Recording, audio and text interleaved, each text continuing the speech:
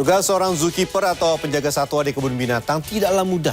Sejumlah hal perlu dilakukan seperti memberi pakan, membersihkan kandang, dan memandikan satwa.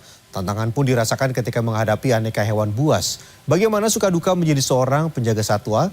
Rizka Rizilia dan Sidki Irfan mengajak Anda melihat keseharian penjaga satwa di kebun binatang Bandung. Bapak nggak mau, Pak. Aduh ya Allah, Pak. Bapak takut.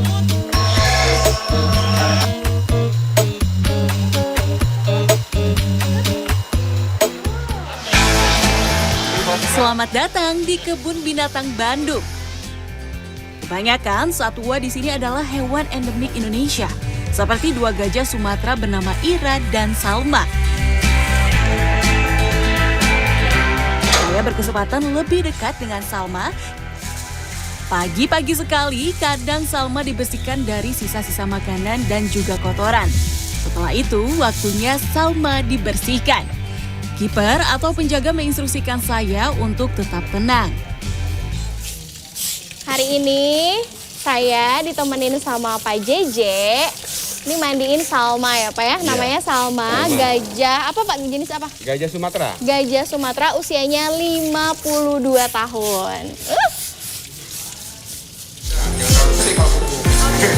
Bertugas menjadi penjaga satwa memerlukan koneksi antara si penjaga dengan satwa agar proses merawat satwa dapat berjalan kondusif. Apalagi penjaga harus berada sangat dekat dengan satwa. Oh, biasa aja. Kita nyikat. Boleh dipegang-pegang nggak apa-apa Pegang baik aja ya? nggak apa? Oh iya bener. Ya. Nih, sini mukanya. Aduh, main-main nih Salma. Sini mukanya. Mukanya, boleh mukanya. Bentar Pak. Ya apa Pak? Sambil elus-elus. Sambil elus-elus nggak apa-apa. Sambil disayang-sayang gitu. Saat proses mandi, gajah diberi pakan agar tetap tenang. Biasanya gajah diberi pakan tebu.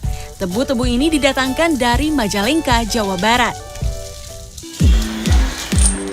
Kandang sudah bersih, badan juga sudah bersih, saatnya Salma berjemur sambil makan pagi. Pakan diberikan 2 kali setiap pagi dan sore. Pisang, ubi, dan rumput merupakan pakan rutin bagi gajah. Selain tugas pokok memberi pakan, memandikan, dan membersihkan kandang, terdapat tugas khusus bagi kiper gajah yaitu membersihkan kuku gajah. Kalau sudah bersih, barulah gajah diajak jalan-jalan berkeliling kebun binatang sejauh 20 km agar gajah tidak obesitas. Pastikan telinga gajah tidak dalam keadaan terbuka, karena itu artinya gajah merasa terancam. Ketika gajah mengibas-ibaskan telinganya, artinya gajah dalam keadaan tenang. Tanda ini juga perlu diperhatikan oleh kiper. Selesai merawat gajah, saya pun beranjak merawat satwa lainnya, yaitu tapir. Pertama-tama, kiper membersihkan kolam dan tanah berpasir yang menjadi kandang exhibit atau kandang peragaan. Eits, tapi sebelum itu, kiper harus menyiapkan pakan tapir dulu ya, agar tapir tidak menjadi agresif ketika dibersihkan badannya nanti. Ada 10 ekor tapir di kebun binatang Bandung. Tapir-tapir ini berasal dari Sumatera. Yang satu ini namanya Novi. Novi baru saja melahirkan seekor bayi tapir betina pada Agustus 2022 lalu. Bayi tapir ini belum memiliki nama. Saat proses mandi, tapir harus masuk ke dalam kolam. Sama seperti yang dilakukan pada Salma, saya pun mencoba berkenalan dengan tapir yang satu ini. Kalau tapir sudah masuk ke kolam, kiper bergegas membersihkan tubuh tapir. Kotoran yang menempel pada kulit tapir dengan mudah hilang. Agar tidak agresif, jangan lupa kasih makan ya. Apa makanannya Pak nih sekarang? Ini daun nangka. Emang suka dia Pak? Ya paling suka. Kalau nggak daun nangka tuh daun apa? Kupu-kupu sama kaliandra, daun kaliandra. Oh iya sih emang ini lebih tenang ya Pak ya kalau misalnya pakai makanan. Dianya jadi fokus makan, kitanya mandiin gini, bersihin. Kalau yang kecil gimana Pak bersihinnya? Boleh. Boleh. Nanti kalau udah kesini. Oh kalau udah. Menunggu posisi yang tepat ya, Pak. Selain diberi pakan daun nangka segar, ada sejumlah jenis pakan lain yang diberikan pada tapir dan satwa-satwa lain. Untuk sebagian hewan herbivora atau pemakan tumbuhan, disiapkan pula rumput gajah. Rumput asal Purwakarta ini dapat diberikan secara langsung atau dicacah seperti ini. Rumput-rumput ini harus dicacah terlebih dahulu sebelum diberikan kepada aneka satwa. Dan dalam satu hari ini, rumput ini dicacah sebanyak 90 kg. Yeay!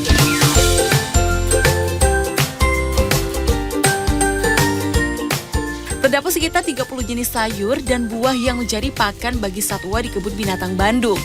Pakan ini didistribusikan langsung ke kandang-kandang satwa setiap pagi dan sore sesuai dengan kebutuhan pakan masing-masing satwa. Enggak atuh, Pak. Pelan-pelan atuh, Pak. Aku anak baru nih. Berapa kilo ini teh, Pak? 50 kilo, ya Allah. Dari sini berat.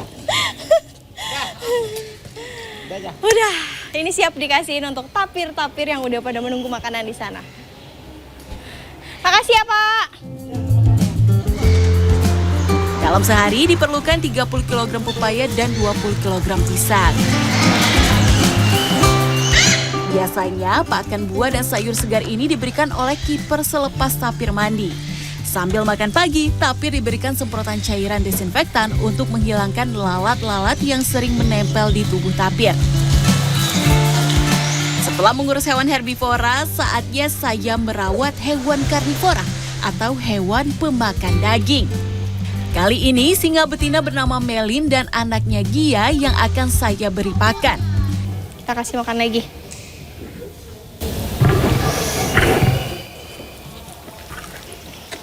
Nah, jadi singa-singa ini diberi makan bukan hanya daging ayam saja, tapi juga daging sapi yang jumlahnya dalam sehari untuk satu singa ini sekitar 6 sampai 6,5 kg. Ya, Pak ya? Lagi? Lagi, Mel? Mel? Melin. Aduh, kena lidahnya, coy. Selain hewan pemakan daging, saya juga berkesempatan untuk menjadi kiper di Kubah Burung Kebun Binatang Bandung. Tugas khusus di sini adalah merawat bayi-bayi anakan burung. Bayi-bayi ini berada dalam kandang inkubator. Mereka belum bisa terbang dengan lincah, makanya pun masih harus disuapi. Harus hati-hati karena takutnya kalau terlalu kencang juga masuknya ke paru-paru bukan ke bagian mulutnya. Jadi khawatir nanti dianya malah apa ya? Kesedak. Iya. Untuk meloloh burung ini diperlukan kehati-hatian. Tekstur adonan makanan pun harus diperhatikan. Nah, ini sebenarnya tadi Bapaknya ngizinin saya untuk nyoba meloloh burung, tapi memang ini harus dilakukan oleh profesional karena mengingat tadi ya, kalau misalnya makanan yang masuk ke saluran paru-paru itu bisa membahayakan ya Pak ya, beresiko untuk nyawa dari burung ini. Jadi saya juga nggak berani deh untuk ngasih makanannya.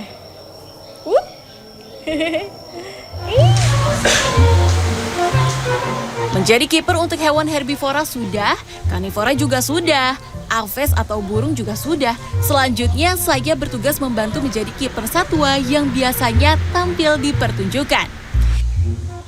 Binturong, hewan endemik Indonesia ini dibiarkan di luar kandang dengan penjagaan ketat dari kiper. Binturong berwarna hitam ini dilatih agar tidak berontak apabila ada pengunjung yang mendekat. Kalau perawatan binturong nih gimana Pak? Kalau perawatan binturong, kalau yang mau dijinakin ya, ya halus tiap hari dipegang. Kayak gini ya Pak? Ya kalau nggak tiap hari itu kadang-kadang kan suka nyerang itu. Kalau tiap hari enggak udah tahu kan. Oke deh, iya dia baik sekali. Binturong dibiasakan berinteraksi dengan manusia seperti diberi pakan secara langsung oleh kiper. Pakan yang digunakan adalah pelet seperti ini. Serupa dengan satwa lainnya, saya pun perlu membangun ikatan dengan salah satu hewan dilindungi ini. Supaya saya dan binturong berusia 3 tahun ini lebih dekat, saya kembali mencoba berinteraksi langsung, meskipun dalam hati saya dak-dikduk karena merasa khawatir dengan gigi tajam dan cakarnya. Enggak, aku nggak mau. Enggak apa-apa. Aku tuh deg-degan lihat giginya, Pak. Jangan deg-degan, nggak apa-apa, jangan lihat giginya. Lihat aja Bapak baik kan? Nenek, ini makanannya. Nggak mau, Pak.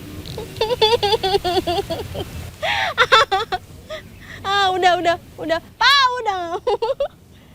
Ya, kalau laki-laki maunya lain. Setelah melalui proses pendekatan yang intens, binturong bernama Sadewa ini menjadi terasa bersahabat. Bahkan ia tak henti mendekati saya dan kipernya meminta perhatian. Namun baik kiper maupun pengunjung harus tetap waspada dan berhati-hati ya. Nggak, aku nggak ada makanan, sayang. Aku nggak ada makanan. Ya nanti ya, kasih. Ya, sama Bapak ya. Kamu langsung hap aja. Bulu hitamnya yang lebat dan kasar dapat diusap sesekali agar merasa lebih nyaman. Lucu banget, lagi capek. Kalau yang jantan, Kesehatan para satwa menjadi prioritas utama kebun binatang yang memiliki 200 spesies yang terdiri dari mamalia, aves, reptil, amfibi, dan primata ini. Terdapat 600 lebih satwa di sini. Satwa-satwa ini dikontrol kondisi kesehatannya setiap hari oleh 2 dokter hewan yang ada. Pertolongan pertama pasti kita sesuaikan dengan gejala sakit yang diderita oleh satwa itu. Jadi tidak bisa digeneralkan untuk semua satwa pertolongan pertamanya. Tapi kira-kira yang paling urgent gitu harus diapain sih, Dok? Pasti dari oksigennya dulu yang kita ini, kemudian ritme jantungnya juga kita pastikan supaya dia mendapatkan ventilasi secara baik. Perawatan khusus bagi hewan tertentu juga dilakukan mengingat Kebun Binatang Bandung bukan hanya sebagai tempat edukasi dan rekreasi, tapi juga konservasi. Kalau lagi musim hujan, kita harus memberikan vitamin atau makanan tambahan lebih untuk beberapa satwa. Karena terus terang kalau musim hujan mereka harus bertahan dari hujan itu sendiri dan suhu yang dingin. Yang khusus juga misalnya seperti satwa ular yang bernama di depannya king, misalnya king cobra, king koros, itu makanannya tetap ular. Jadi itu kita harus siapkan untuk mereka. Nah, itu dia perjalanan saya menjadi seorang zookeeper di Kebun Binatang Bandung.